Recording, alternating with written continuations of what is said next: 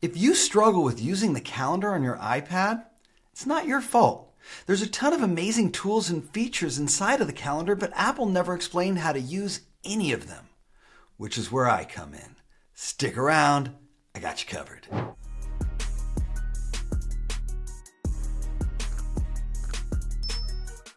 I'm Stewart, the MacWhisperer, and today we are mastering the calendar on the iPad.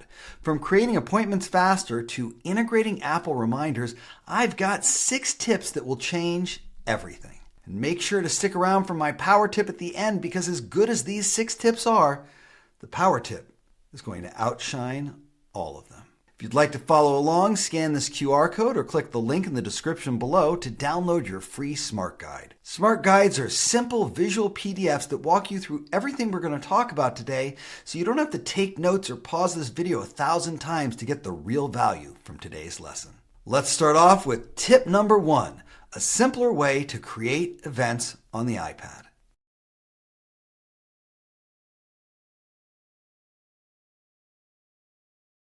Most people create calendar events in the same way we've been doing it since the beginning of digital calendars. They tap this little plus button right here, and then they fill out a bunch of information, and then they set the time and they set the date. And look, it's functional, but it's also slow and frustrating, especially when you have to create a number of appointments or when you have to reschedule them. The plus button works, but on the iPad, there's a much faster way. And once you know how to do it, you'll never go back. In order to use this tip, you need to be in the week view or the day view. From the week or the day view, instead of pressing that plus button, put your finger down at the time of the event and hold it there. A new event block appears, and you can move that event block to any spot on your calendar. When you release it, it will open up with the time slot pre-filled in. So now all we have to do is give it a name. Once you click the checkbox, that appointment is set and you're ready to move on. Once an event is on your calendar, you can reschedule it by pressing and holding that event and dragging it to a new time or a new day, just like this. Press and hold and move it right over. Suddenly, that appointment's been rescheduled for Monday. You can also change the duration of an event. If an event needs to start earlier or run longer, instead of coming into this view and clicking edit and making all of the changes here, all you have to do is press and hold on it and release. Then you grab the little dots that show up here, making it end later or start later or even start earlier. By coming into this view, you can rearrange and reschedule things with just a quick touch. All you've got to do is grab the appointment, move it, release it, and you're done just like that. The next tip is one of the easiest ways to navigate around on the calendar. Let's hop into tip number 2.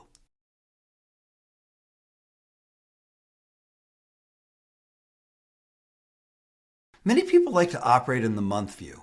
This is a byproduct of using wall calendars and desk calendars for years. But for those of us with busy schedules, the month view doesn't work super well.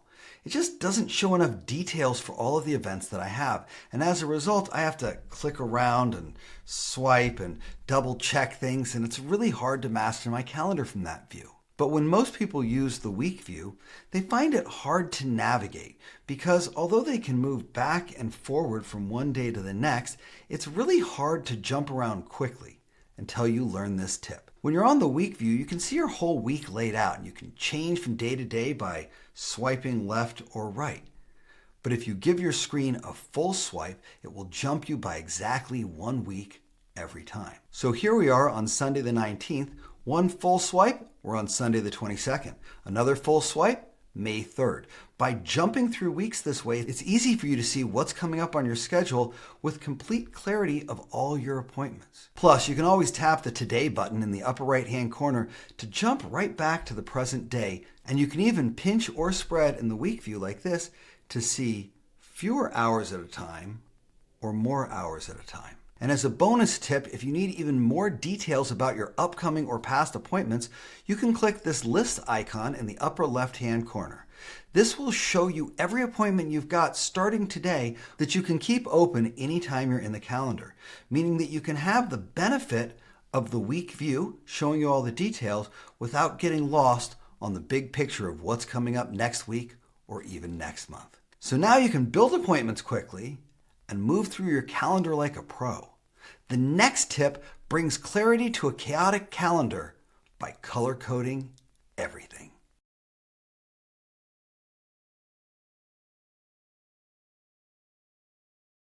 Everyone's calendar is different. Some people have minimal items here and there and can get by with just one single category.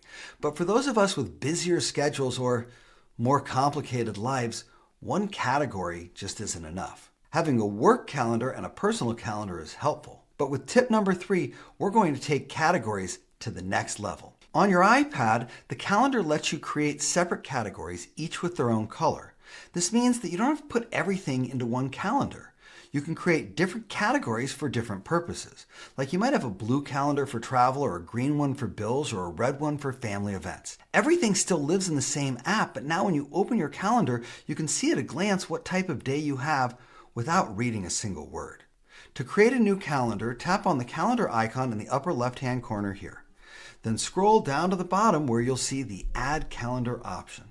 Click here and choose Add Calendar. It's important to note that if you're using Google's calendaring service, you'll have to create new categories from the Google website. But if you're using iCloud, you can do it from right here. Simply give your new calendar a name, like travel, choose a color down here, and then click the checkbox in the upper right-hand corner to create that calendar.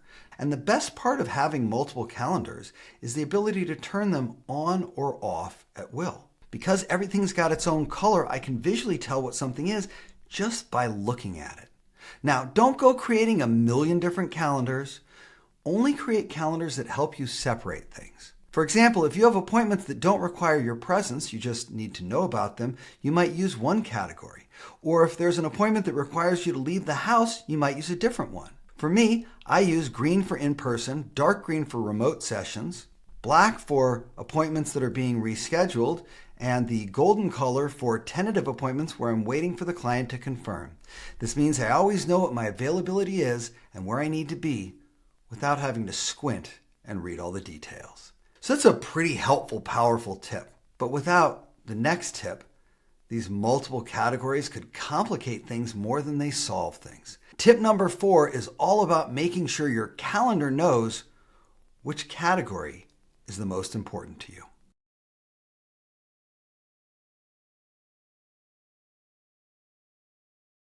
Tip number 4 is quick, but it's critical. You see, now that you have different categories helping you to separate one kind of appointment from another, when you create a new appointment, if you're not paying attention, you might create it in the wrong category. For me, I use the green category a majority of the time, but right at the moment, when I create a new appointment, it creates it in my red personal category. Not all categories are created equal. One of your categories is usually the one that you use the most. And that's what we call the default calendar. So to really get the most out of these multiple categories, you are going to need to set your default calendar intentionally. And here we get to use a brand new tool that's a part of iPadOS 26, the ability to access your menu bar for each of your separate apps. All you're going to do is tug slightly down from the top of your screen like this, and where you see the calendar menu item, click it and choose Calendar Settings. But once you get there, you can easily choose your default calendar by scrolling down to the bottom and seeing it right here. As I click on it, the default calendar is set to personal. Let's change that to work right now by clicking it here. Now when I create new appointments, they're automatically going to be created in the work category. And as long as you're in this section, check out the default alert times. This means that your birthdays, your standard events, or your all-day events can automatically alert you. If I come into birthdays here, I might say, I would like to be reminded one day before. If I come into events, I might say, I want a reminder 15 minutes before. You can even turn on the time to leave option, which is going to add an awesome functionality that we'll talk about in the next tip, because now your calendar looks better than ever. But here's the thing, a beautiful calendar is useless if it doesn't get you to your appointments on time. The next tip is all about how you can use alerts to stay on top of your schedule.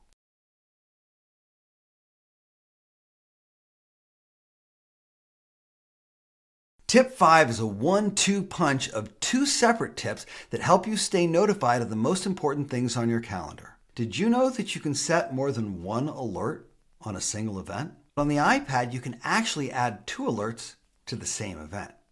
You could get a reminder the day before, and then you could get another one 10 minutes before. 2 alerts means fewer chances to forget. So here's how you do it. Whenever you create an event or edit an event, you'll see the section right here where it says alerts. I can click on that default alert and set it to anything. I could even set it to a week in advance. And then underneath that alert, you can click here to choose a second alert, like an hour before or 15 minutes before, to guarantee you won't miss that appointment. This is better than just having a calendar. This is making sure you stay ahead of it. That would be enough for most people. But you're not most people, and we can take this tip a step deeper. If an appointment that you're going to has a location built into the appointment, you can set up what's called travel time. If I click on this appointment and click Edit, you'll notice there's no location set. But if I come into the location section, tapping right here, I can enter in any address. You can manually type in any address, or you can just type in the basic location. For example, here, I can type in Disneyland and it'll find it for me. Now, when I tap on Disneyland, it adds that address right into this event. And I can come down to the travel time section here and turn it on. When I do that, I can set my starting location either as my current location or wherever I'll be leaving from. It automatically calculates travel time for me and adds it onto the appointment. As soon as I press the checkbox right here, you'll see that it's added the travel time directly onto this appointment, so I can know when I need to leave, which is amazing. And the best part about it is if traffic conditions change, your calendar will automatically change, adjusting to help you leave earlier or to help you leave later so that you're always on time for that appointment. But we can even take this tip one step further. By coming into the event and coming to the alert section, we can change it to alert us exactly when we need to leave. That's right, no guessing, no mental math, just clarity. Your calendar is no longer just telling you when things are going to happen. It's helping you get in motion at the right moment so that you always show up on time. Let's see your wall or desk calendar pull off that trick. So now your calendar is creating events easily, organizing them by color, sending you multiple alerts, and even accounting for travel time. But your appointments and your task list are still living in 2 separate apps. So tip number 6 is what ties everything together. And when you see how it works, I think it's going to become your favorite tip that we've covered today.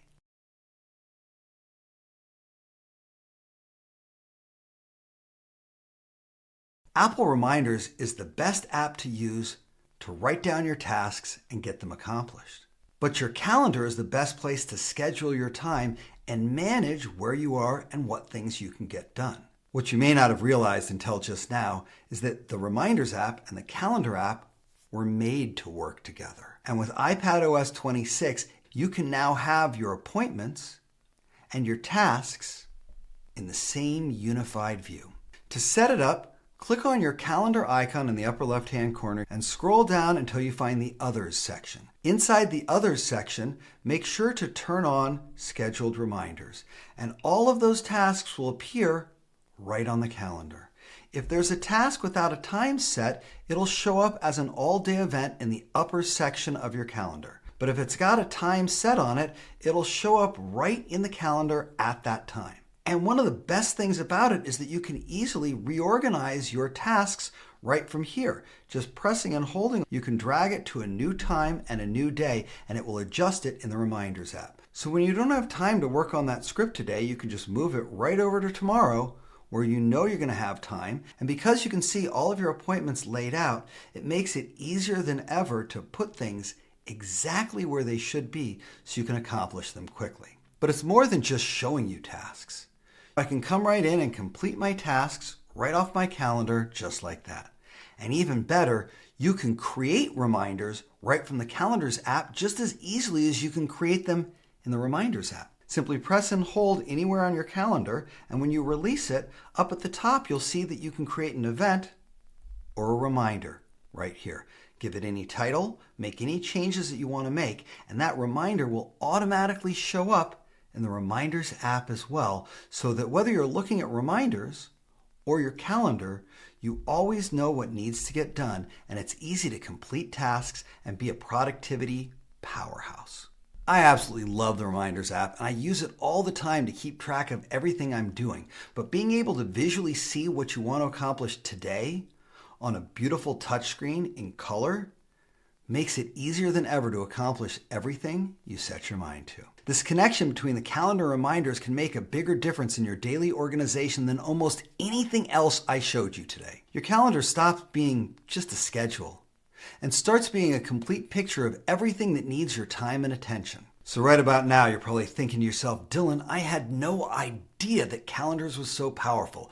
This is going to change everything. So if you've learned something new today or gotten a ton of value out of this lesson, give this video a thumbs up. That makes it so much easier for other people to find this content, because there are people out there right now feeling frustrated and overwhelmed by their calendar, and you can help them find this video with just one tap. And if you have a question about anything we covered today, or you just turned on one of these features for the first time and it changed everything for you, drop it in the comment section below. I read every comment and I love hearing from this community. And if you haven't subscribed to my channel yet, why not? That's like living in the 21st century and still using that wall calendar and thinking that it's keeping you organized. It's not. And I can't help you if you don't subscribe. So hit that subscribe button and that notify bell and join the MacWhisperer family. You deserve to have this kind of help in your corner every single day. And with that being said, let's turn the calendar page and step right into the power tip. After today's lesson, I'm sure you're super excited to jump in and start using the calendar. But you know what's better than using the calendar? Not even needing to. Today's power tip is all about using the calendar widget. And if you're not using it yet, what I'm about to show you is going to change how you start every single day. First off, what's a widget? Well, a widget is like an app, but where you need to open an app to get value out of it, a widget shows you live up-to-the-minute information without ever having to open that app. And the calendar widget might be the single most useful widget that Apple ever built. I mean, when you look at the calendar app on your home screen, what does it tell you? What day it is? Maybe the day of the week? That's it? And then I gotta click it and to see what I have to do today? That doesn't work for me. Let's add a widget. Press and hold in the open space on your screen. As soon as your apps start wiggling, you should see the edit button in the upper left-hand corner. Click that and choose where it says Add Widgets. This will take you to the widget screen where there are tons of widgets pre-built in, but I know what widget I want. I want a calendar widget. Let's click on the calendar icon on our list right here. You'll notice that this list is alphabetical, so it's pretty easy to find what you're looking for. You can swipe to see the different sizes. This one here is a small widget. Let's take a look at how that looks by clicking Add Widget. Pops right onto our screen right here, and we're ready to go. But that's not good enough for me. Let's press and hold on our screen, go back to the Edit view, and back to Add Widget. In addition to the small widget, if we swipe, we can see a medium-sized widget, a little more information, a large widget, and even an extra large widget that shows multiple days of events right here without ever having to open up the calendar. I'm going to take this medium-sized one and add it right in.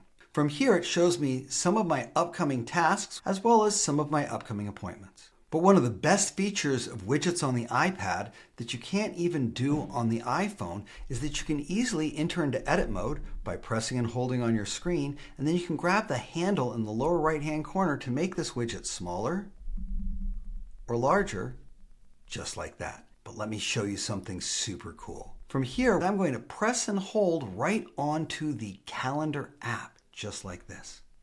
And when I do, you'll notice all of these options up at the top. We're currently selected on the far left option, which is the app size. But if I click one over, immediately the app transforms into the small widget. Press and hold again, I can make it into the medium widget. Pressing and holding again, I can make it the large widget. And pressing and holding it one last time, I can even turn it into the extra large widget. And the best thing of all about using widgets is that when you tap a widget, it takes you into the app just like the app does. So why would I use the calendar app itself, which doesn't give me any information, and just shows me the date and forces me to click it, when I could just as easily use this large size calendar widget to see my whole day, and if I need to do more with it, tap on it and get right into the calendar from there. You see, it's a small change that makes a big difference. So let's recap all the things we learned today. You can create appointments by pressing and holding in the week or day view. You can navigate in the week view by swiping fully across your screen. You can create categories that will color code your calendar, making it easier for you to separate appointments from each other. You can choose a default calendar so you're always starting with the right category. You can set alerts to keep you on track. You can integrate your calendar with reminders so that your schedule and your to-do list are always connected to each other. And best of all, you can add a widget instead of the calendar app so that you can see your calendar before you even click it. Now, your calendar is not just a bunch of events on your screen, but it's a scheduling tool that becomes the command center for your entire day. So that's what we've got for today's lesson. If you haven't grabbed your smart guide yet, now is a perfect time to do it. Scan this QR code right here or jump over to the description and hit that link. I hope you learned a ton today, but remember, there's always more to learn. Check out this video over here for even more amazing Apple tips and tricks. I'm Stewart, the Mac Whisperer, and I'll see you in the comments.